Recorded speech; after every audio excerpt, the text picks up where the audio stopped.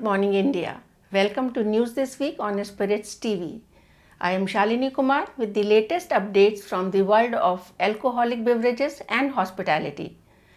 Let's have a look at what's happening in the alcobev sector in India and abroad. Here is the latest policy-related developments from across the country. A special purpose fee on foreign liquor bottled in India as well as on imported liquor has been introduced by the West Bengal's Excise Department. In West Bengal, whiskey, brandy, liqueur, cordial, bitters, vodka, gin and similar potable alcohol will draw a special purpose fee ranging between 5 and 400 rupees for various declared price slabs of manufacturers. The rules in the excise policy of West Bengal have also been amended to reduce the annual registration fee for liquor manufacturers. The Excise Department of West Bengal has revealed a new duty structure for IMFL brands and beer. The prices of IMFL in West Bengal are to fall by 20% across the board, while there may be marginal change in the prices of beer. The Excise Department of West Bengal has already verbally conveyed the change in duty structure on ex-distillery price for IMFL and ex-brewery price for beer in the sale from next week. Under its forthcoming excise policy, which is effective from 17th November, the Delhi government has issued 400 liquor vend licenses to private players as on 15th November 2021. With the new excise policy of Delhi, effective from 17th November, the Delhi government has notified reduced value added tax on liquor. However, despite VAT reduction on liquor, retail prices of liquor in Delhi are likely to rise by 8 to 10%. The Excise Department of Delhi has asked all the existing liquor license holders in the capital, which include a wide gamut ranging from guest houses to restaurants and hotels, to move to the new excise system by 16th November. They will also be required to pay the difference in the previous and new license fees for a period from 17th November 2021 to 31st March 2022. Additionally, in the forthcoming excise policy of Delhi, temporary P10 license for serving liquor at weddings, parties and other such events at licensed premises like banquet halls, farmhouses, motels and similar venues will not be required. For such a purpose, instead of P10 license, L38 license will be needed for 1 year, that will be given in exchange of payment of a fee ranging from 5 to 15 lakh rupees. The fee would vary depending on the size of the licensed premise. To promote the ease of doing business in the national capital, Delhi government has merged 4 separate licenses with a single license, which will be needed for serving liquor at independent restaurants in the city. This is expected to reduce the paperwork and facilitate operations of liquor business. A notification issued by the Excise Commissioner of Delhi stated that existing L17, L17F, L18 and L18F licenses will be combined into L17 license as per a report of Group of Ministers report released in March this year. The annual license fee of L17 license will be 5 lakh rupees for independent restaurants with up to 1000 square feet area, 15 lakh rupees for 1001 to 2500 square feet area and 25 lakh rupees for above 2500 square feet area, the notification stated. The L17 license holder is permitted to serve Indian or foreign liquor in areas which include at open spaces like balcony or terrace or lower area of the restaurant, subject to the condition that the liquor serving area will be screened off from public view. Let's move to South and see what's happening there in policy related matters. Telangana government has directed to increase the benchmark lifting for application of turnover tax in the recently released excise policy for 2021-23. As per the notification on this, TOT has been increased from 7 times at present to 10 times of annual retail shop excise tax in the license period 2021-23. The state government has also ordered to collect TOT at a rate of 10% inclusive of VAT instead of 13.6% inclusive of VAT on above turnover of 10 times. The Andhra Pradesh government has amended Schedule 6th of the Value Added Tax Act by reducing the rate of tax on various categories of liquor. The cut in VAT is not being transferred to the end consumer as Andhra Pradesh Excise Department has issued another order stating that the MRPs of liquor will remain unchanged with the addition of a special margin.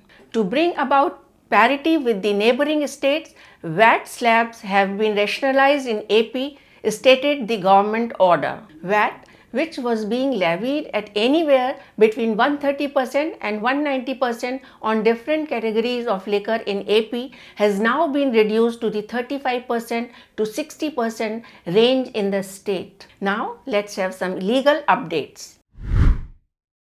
Recently, the Delhi High Court has asked the Delhi government to inform it about the number of liquor brands where MRPs are fixed and those for which MRPs are yet to be done under the Delhi Excise Policy 2021-22. Justice Rekha Palli also asked the Delhi government to inform whether registration of any liquor brand has already been done and asked why the government is not fixing the MRP of brands. The High Court was hearing pleas by 16 petitioners who are successful bidders for licenses for operations of retail liquor vends, seeking to declare the decision of the Delhi government to levy license fees with effect from 1st November 2021 as illegal. Delhi government told the Delhi High Court that till now 200 liquor brands have been registered under the Delhi Excise Policy 2021-22 and MRP has been fixed for 184 of them. Out of remaining 8, 3 have withdrawn and the process was ongoing for 5. Senior advocates Abhishek Manu Singhvi and Rahul Mehra representing the Delhi government told the court. Kerala High Court has observed that liquor shops with long queues outside are a source of extreme nuisance and great vexation for people living or working close to such outlets.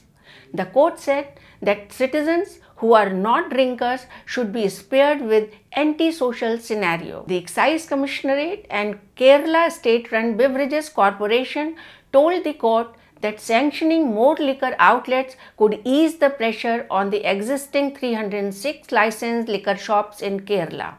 In another case,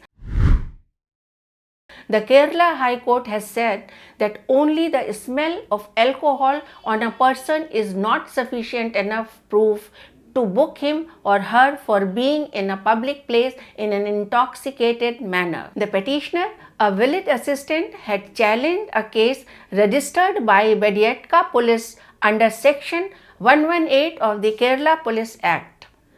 Consuming liquor in a private place without causing nuisance or annoyance to anybody will not attract any offence. Mere smell of alcohol also can't be construed to mean that the person was intoxicated or was under the influence of any liquor, the HC observed. The Confederation of Indian Alcoholic Beverage Companies has written to the Bihar government and leaders from all the constituents of the NDA to end prohibition of alcoholic beverages in Bihar. CIABC's Director General Vinod Giri has written in the representation that Bihar is paying a heavy price for its prohibition policy in the form of proliferation of unlawful and spurious liquor, whose tragedies, rise of crime syndicates and loss of legitimate government revenues. The government can impose special cess on sale of liquor to fund alcohol de-addiction and rehabilitation centers and put liquor trade under state control. Some good developments have been reported in the hospitality sector. The Ministry of Tourism, in its ongoing effort to strengthen the hospitality and tourism industry, has signed a memorandum of understanding with the Indian Railway Catering and Tourism Corporation on 10th November 2021. The Ministry of Tourism has already signed similar MOUs with Ease My Trip, Clear Trip, Yatra.com, Make My Trip and Go Ibibo, according to a press release by Press Information Bureau. The primary objective of this MOU is to provide extensive visibility to accommodation units which have self-certified themselves on system for assessment, awareness and training for the hospitality industry on the OTA platform. Marriott International Inc. has announced the signing of an agreement with Prestige Group and DB Realty to introduce the New Delhi Marriott Marquis and the St. Regis Aerocity, New Delhi, slated to open in 2025. Catering to the needs of the modern traveler, the hotel is anticipated to feature 590 thoughtfully designed rooms. Once open, both hotels are expected to be strategically located close to the Indira Gandhi International Airport and expect to offer another choice for business and leisure travelers looking for an extended stay in the heart of the Indian capital. Located in the heart of city, LMNOQ is the newest addition to the choice of sky bars in Kolkata. Situated on the 12th floor of Magma House, this high rooftop hangout opened its doors last month.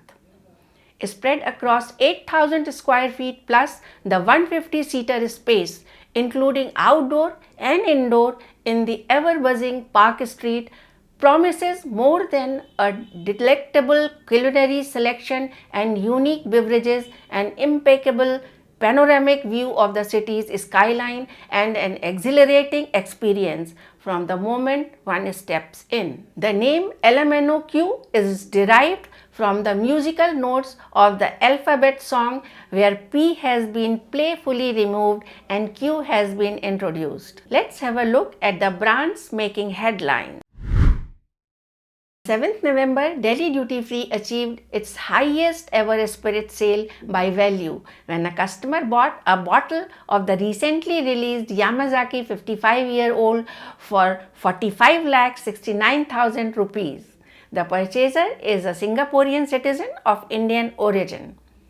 Yamazaki 55-year-old is the oldest release in the history of the House of Suntory, and it was bottled last year. Only 100 bottles of the whiskey are being released this year with a limited allocation provided by Beam Suntory to travel retail stores in Delhi, London, Paris, Hainan, Hong Kong, Taipei, Amsterdam, Seoul, Istanbul, Dubai and Singapore.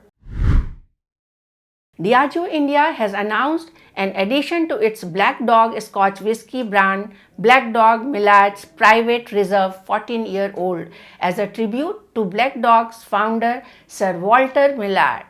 The Black Dog Millard's Private Reserve 14-year-old is a new addition to the world of Black Dog and was exclusively unveiled by the Bollywood actor Saif Ali Khan. As a tribute to its founder, Black Dog Millard's Private Reserve 14-year-old is born out of that sense of pausing and a thirst to bring alive a perfectly balanced scotch by carefully aging it for 14 years. On the nose, the whiskey exudes rich, sweet, soft, matured wood, malty, fruity and creamy notes. Mild at first, rich and dense, with traces of spice and sweet wood from extra oak aging.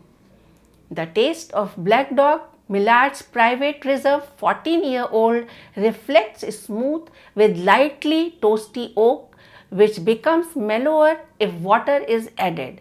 It is well balanced with the peppery spice, leaving a spicy tingle and creamy, violet scented with medium to long finish. Independent bottler Gordon and Macphail has come up with a one-off Scotch whisky collection for Christmas, which is priced at 1 lakh pounds. The set comprises 17 bottles with 200 ml each from Gordon and Macphail's private collection. The whiskies are housed in a bespoke Scottish oak cabinet handcrafted by family-owned Method Studio. Alcobev companies continue with their innovative offering to mark their presence in upcoming festive times. Bacardi has announced that this Christmas, some of its best known gift packs will contain 50% less plastic than that of the last year. This year's 50% cut is a giant step towards Bacardi achieving its 2023 goal of removing 100% of all single-use plastic from its gift packs and point-of-sale materials, and the company's 2030 goal of being 100% plastic-free. The plastic-free designs will be available across several of the company's brands, including Bombay Bamble Gin, Bacardi Reserve Ocho, Grey Goose Vodka, Bombay Sapphire Gin, Martini Fierro, and Dewar's 12-year-old blended Scotch whisky. With this, I wrap up today's edition, and I will come back with new updates next Friday. Till then, stay safe and say cheers with care.